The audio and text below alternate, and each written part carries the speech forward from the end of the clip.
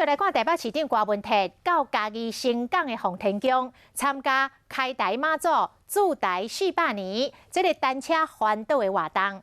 立法院已经把反渗透法的草案摆入31号的议程，要拼今年来过关。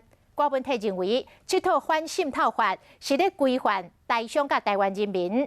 伫咧目前两岸交流这么密切的状况下，一定要讲好清楚，若无会引起真大反弹。我们准备出发。台北市长郭文泰公务无用，就算无法度参加新港奉天宫庆祝开台妈祖驻台400档的铁马环岛，嘛要参加活动记者会。信仰就是信仰嘛，自己喜欢骑脚踏车，那是个人的嗜好。伫市长就来挑战过妈祖绕境铁马一日常态活动，嘛特当举办台北、上海双城论坛。不过立法院将反渗透法草案摆入31号的议程。未来这场北市府重要两岸交流活动，是不是也会当举办？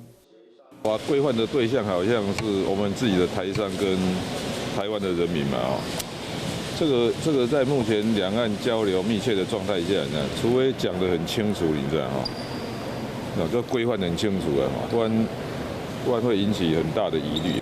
这么重大法案，是不是应该留伫下一个会期再个讨论？我觉得你要过也可以，但是你要讲清楚，让给大家有充分的讨论。牵涉到敏感的两岸话题，我有在这回改行温和的路线。